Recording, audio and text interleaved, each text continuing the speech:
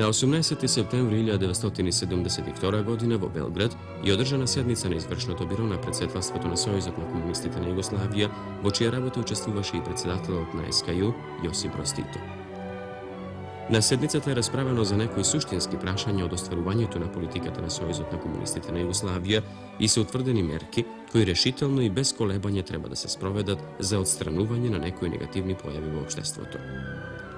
Од седницата е упатено писмо до сите членови на Сојузот на комунистите на Југославија, во кое меѓу другото се истакнува: За нашиот самоуправен и социјалистички систем е невозможен пасивен и опортунистички однос према појавите на корупција, кражби и слични форми на злоупотреба на материјалните добра и доходот.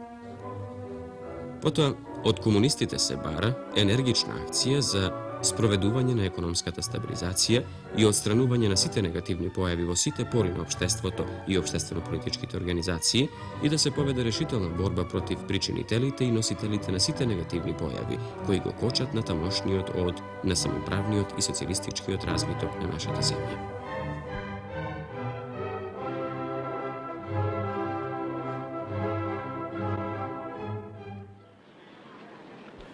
Во главниот град на Уганда, Кампала, низа продавници што беа собственост на азијците се испразнети.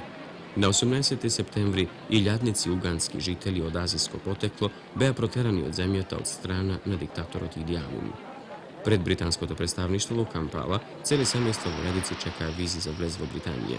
Секој ден се издаваа повеќе од 1500 визи и илјадници ограбени азијци веднаш заминуваа за Лондон.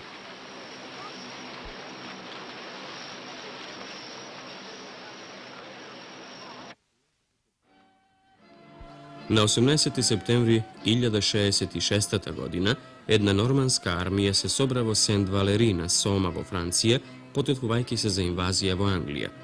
Тоа беше последната успешна инвазија на британските острови. Вилијам, војводата нормански, стана крал на Англија. Одбележувајќи ја оваа победа во Сент Валери, 900 години подоцна беше реконструирана инвазијата и беше откриен споменик на Вилијам Освојувачот.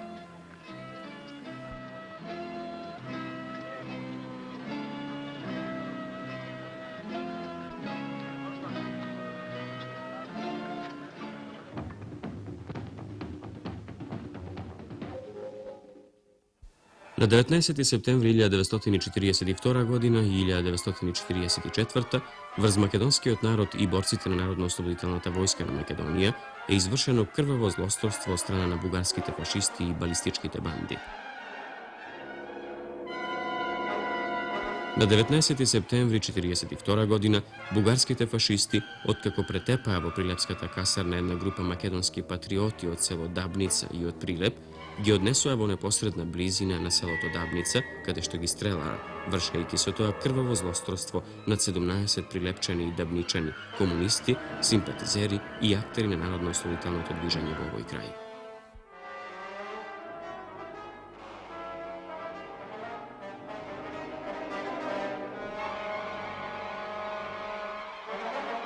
На 19. септември 1944 година балистичките банди извршија крваво злосторство во село Беличица. На тој ден, врз штотоку пристигнатиот трет тетовски партизански одред во селото, балистичките банди извршија напад на одредот и селото, при што загинаа 21 партизан и 17 души деца, жени и старци од селото, а потоа го запалија селото.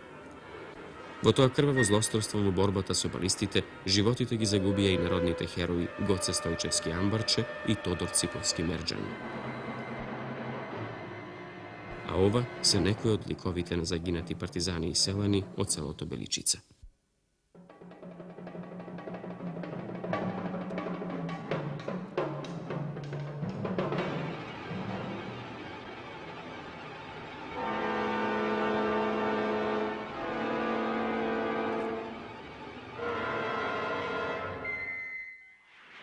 Авионот на американското воено воздухопловство Црна птица полетува од една база во Британија на една рутинска задача.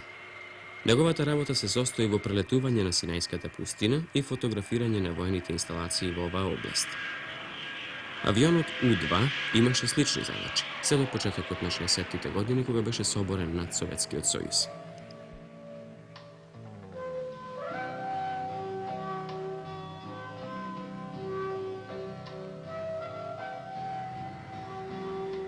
Danas ima stolici špijunski sateliti. Mnogo od njih se postojano vključeni vo radio, telefonska i televizijska mreža, dodeka drugi pak jednostavno špionira dvojene instalacije i dviženje na vojski niz celi svet, ispraćajki na zemljata, fotografiji sekoja sekunda.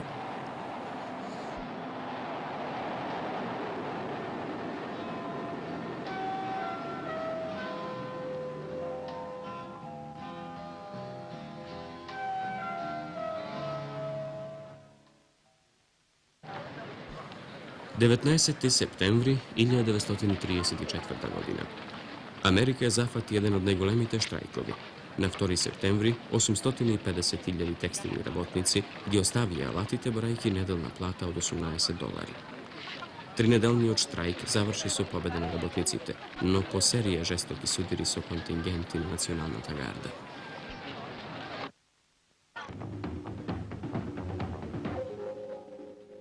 Sproveduvajki je naredbata na Hitler od 16. septembri 1941. za uništuvanje Novostanijetova i jugoistočna Evropa, germanski te fašistički okupatori vo ovije denovi na 1941. godina je započnula prva ta ofanziva protiv narodno-osloboditeljnog dviženja vo Jugoslavije, vo Srbije. Germanski te fašistički okupatori dozabi vo oružja nad 80.000 vojnici i pomognati od domašnite kvislinški sili je započnula ofanzivata za uništuvanje na narodno-osloboditeljnog dviženja vo Srbija, posebno za uništuvanje na slobodnata teritorija vo zapadna Srbija, poznatata Užička republika. Poveke od 2,5 meseca narodno-osloboditeljne te borci i narodot vodeja na čovečki borbi sa Germancite vo ova ofanziva. Poradi nadmoćnosti na neprijatelite, glavninata na partizanskite sili so vrhovni od štab se povleče vo pravec na Sandžak i Crna Gora. Germanskite fašisti, poradi toa što ne može da ga uništa dviženjeto, započnula krvava odmazda nad nezaštitenuto i mirno naselenije, vršejki strelanja i ubistva. Samo vo Kragujevac strela nad 7.000 učenici i mladinci, a vo Kraljevo okolo 5.000. No i pokraj takvite represivni varvarski postapki na okupatorite, tije ne uspeja da go zaduše Dvostanijetovo Srbije. Borbata za sloboda beše prodolžena.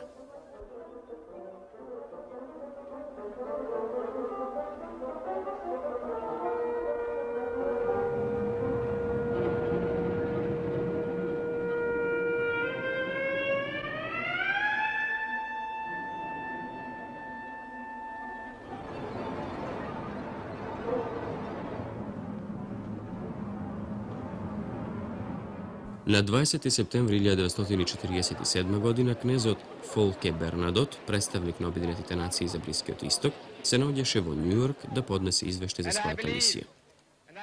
Po jedna godina toj beše ubijen od strana na jevrejskih ekstremisti, po negovoto učestvovao u postignovanju to spogodba za povtorno naseljuvanje na Arapite na teritorijeta na koje danas se naodja Izrael.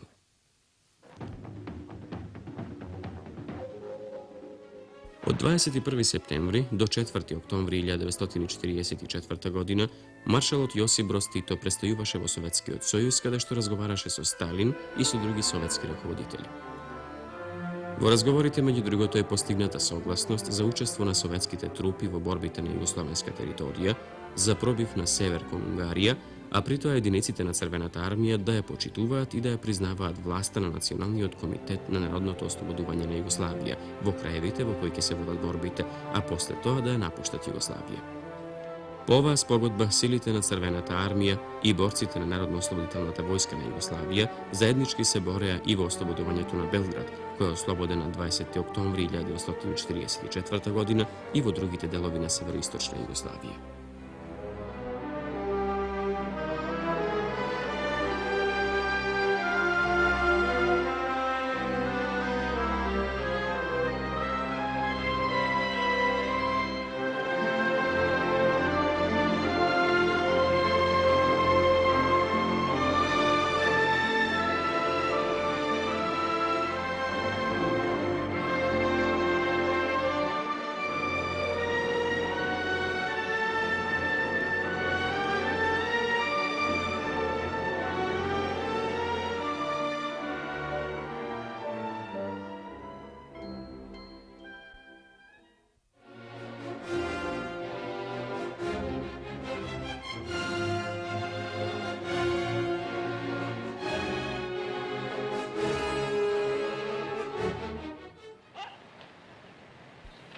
Svečanosti što se održava vo Malta na 21. septembri 1964. godina je dostigna kulminacija tako ga beše proglasena nezavisnost na zemljeta.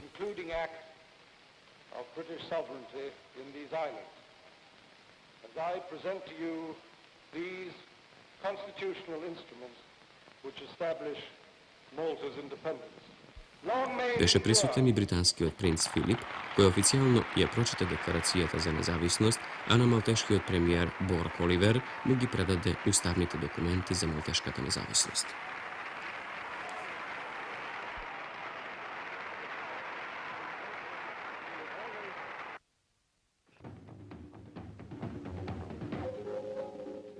Po skoro 3 godine vojuvanja za sloboda, jugoslovenskite narodi vo borbata su fašističkite okupatori ima oslobodeno golema slobodna teritorija na koja dejstvuvaše nova narodna vlast izvojuvana vo tekotna borbata.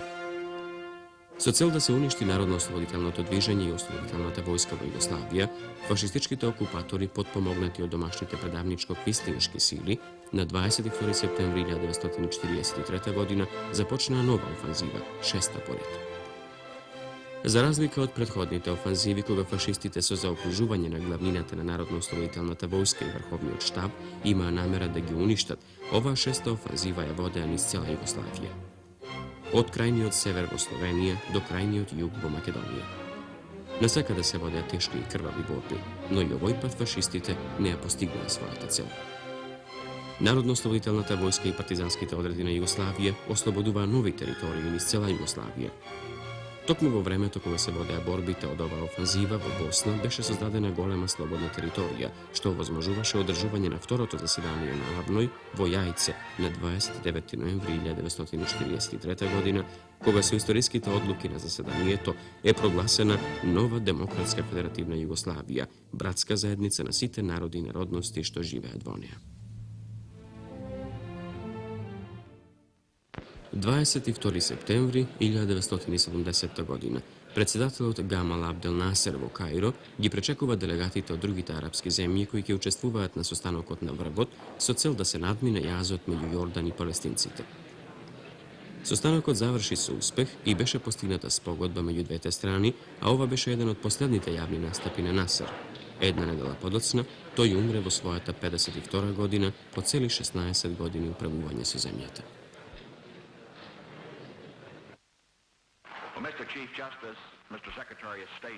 На 22. септември 1973 година, председателот Ричард Никсон на членовите на својата администрација им го представува новиот државен секретар за надворешни работи. Тоа беше Хенри Кисинџер, кој како Никсонов советник во последната година веќе беше главен архитект на американската политика.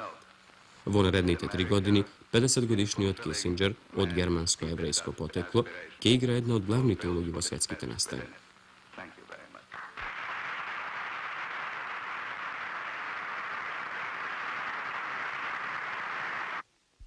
22. септември 1962 година беше последниот ден од тридневната посета на индискиот премиер Нехру на Франција. Во разговорите што ги водеше со Де Гол, една од темите беше евентуалното влегување на Британија во Европската економска заедница и последиците врз Индија. Подоцна Де Гол стави вето на британското барање.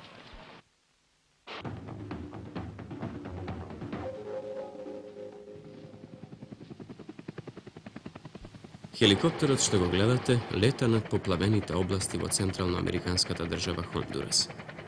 Беше 23. септември 1974 година. Некогаш плодните полиња околу делтата на реката Чула беа 2 метра под вода, а десетици мали населби беа одсечени од светот.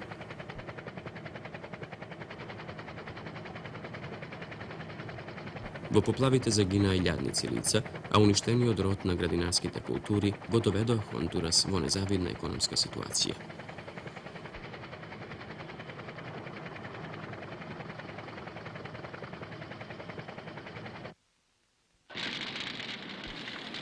Во гаснењето на најголемиот лондонски пожар во повоениот период што избувна на 23. септември 1966 година во едно големо складиште за граѓа близу до реката Темза учествуваа 400 пожарникари. Пожарникарите цели 12 часа се бореа да го спречат проширувањето на пожарот до едно складиште за нафта што се наоѓаше во близина.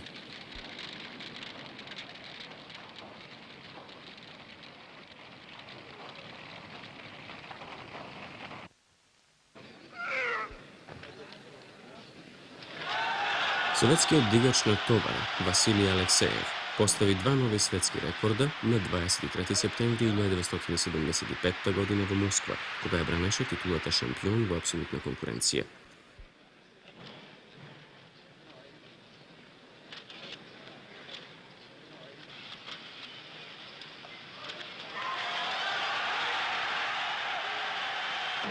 Ова е неговиот обид во кој подигна 427 килограми и стана апсолутен светски шампион.